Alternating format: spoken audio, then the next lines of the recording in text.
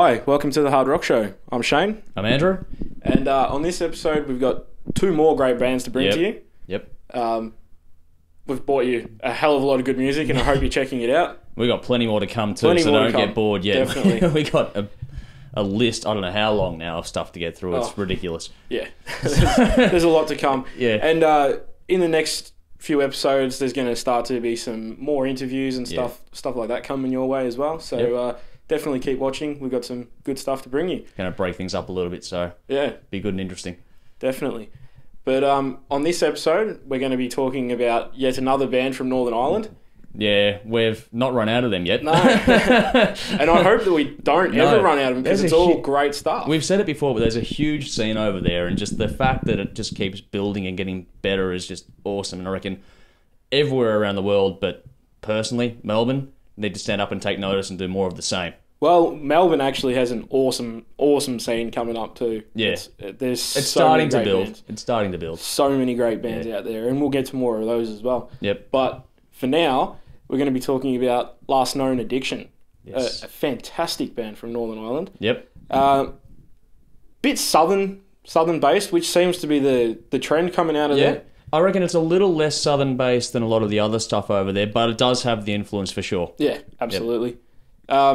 Now, we were just listening to it, and we were talking about the vocalist, Stephen Cairns. Yes, we were. And some of the influences we can hear in his voice. There's a few there, I reckon. It's a bit, and some of it's a bit different, and it's going to sound a bit strange, some of the things that we say, but don't let it put you off in any way, shape, or form, because this is, from front to back, a stand-up rock album. Definitely. It's really, really good stuff. It's actually a really great rock album. It's perfect from start to finish. It's another one, like, okay, I know we keep saying this, but it's another one where there's not a bad track on it. It's great from first track to the last track. Well, we don't tend to plug things unless we like the whole lot of it. Exactly. So if they're on the show, then you know that they're already impressed.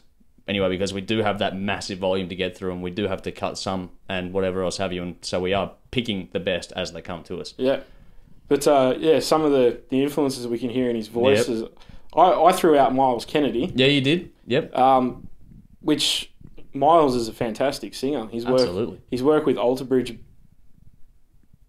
especially on the latest Alter Bridge album, is fantastic. Well, he's good enough that Slash and the guys wanted him to become Velvet Revolver's new frontman. Yeah. Which he turned down. Buggered if I know why, but okay. Alter Bridge is his baby, and it's. But he's Slash's bandmate now for the solo Slash. Yeah. But back to Last Known Addiction. Yes. Before we get too carried away. Before we do what we always do and get carried away. Yeah. There was a couple of other influences that you threw out that you could hear in his voice. Well, I reckon these ones are more subtle. One is Mike Palfrey from Arcane Saints, who we've already done a spot on. I reckon there are some similarities there. So if you like the Arcane Saints, I should say, stuff, when I get over my stutter, then check this one out. Also, as strange as this one's going to be, it's a kind of an out there call, Adam Levine, from Maroon 5. If you could hear him doing stand-up rock stuff instead of his regular ballad material, then I reckon this would be more along the lines of what you get. So he's got a really clean voice, but there's also some raw edges to it, which make it really work in a rock setting. So he's got, as you said, really clean, but he's also got that bluesy, gravelly kind of feel to his voice as well, which is a pretty cool combination, I think. Yeah, that works. Adam Levine is an interesting one to throw out there. It might turn a few people off. Yeah. I'm not a fan of Maroon 5. Neither am I personally, but I do think that he's a good singer. Yes. Talented. I mean, the song with Slash.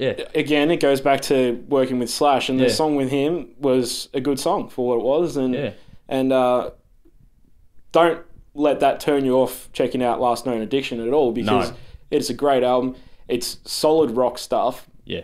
And we're just throwing some stuff out there about the singer. And we do mean these as compliments, not as derogatory remarks. So But now, normally we play a little piece of a song off one of the albums. This week we're going to do something a little bit different. Yep. We're going to play Last Known Addiction's latest video clip. Yep. Well, some of it anyway. Yep. For the track Dust in the Dirt. Dust in the Dirt. Well, at least you didn't screw up that one, so that's all right. My memory's been shot lately. Yeah, no, you're not doing it. It's not your best week, but oh well. Oh well. Yeah, so here it is. Have a look at it. Enjoy.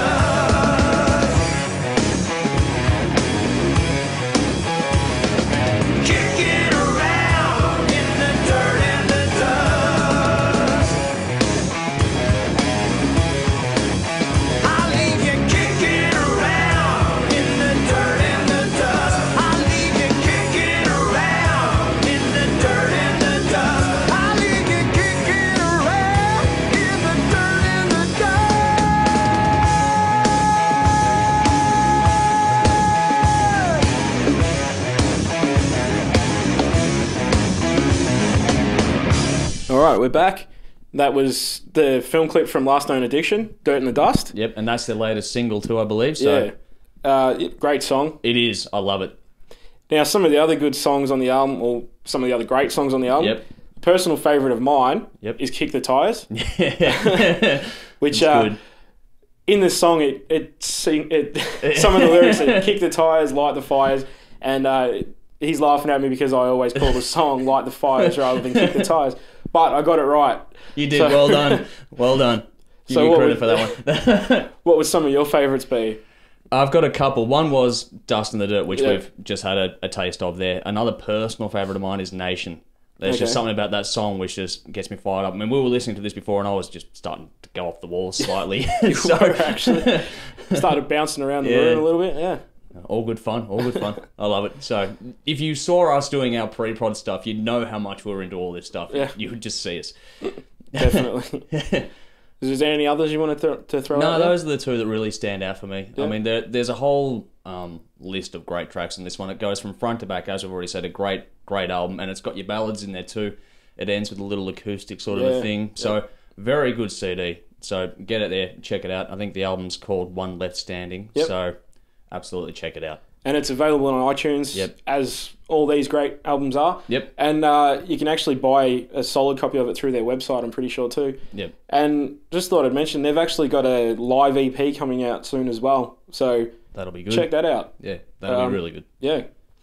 But moving on now, we're going to talk about a very, very, very different band from Melbourne. This one's a bit of fun. So. Yeah, this is very, very fun stuff. It's Barbarion. Yes. Now, if you're into GWAR and Lordy and all of that kind of theatrical stuff, or even the more strange sort of Mr. Bungle, Faith No More kind of out there tracks, not as much Faith No More, but all that there's just some strange elements in this, and these are the things sort of pumped into my head when I was listening to this one. Yeah, just all the out there sort of stuff. It's very, very theatrical, and and they staunchly stick to their characters as well. Yeah, it works for Alstorm, so we'll see how it goes for these guys. These guys are a bunch of barbarians. Yeah, literally. And it seems like, anyway, that's their stance. They run around on stage in costumes, and they got big scary monsters and scantily clad women on stage with them and all that sort of stuff.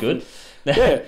It's a very theatrical sort of thing. We haven't actually seen them live yet. No, not as yet. Got a copy of their EP, which is very basically called ARG. Yeah, it's, that kind of says it all. Yeah.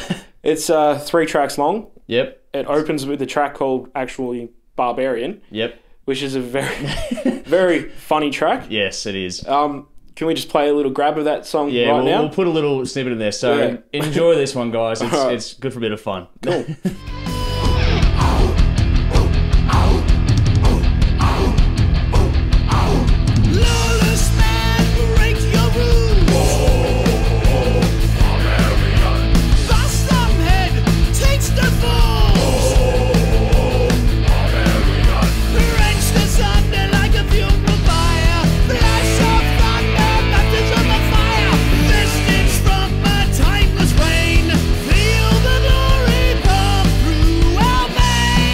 Alright, that was just a brief snippet of the track Barbarion by the band Barbarion from Melbourne.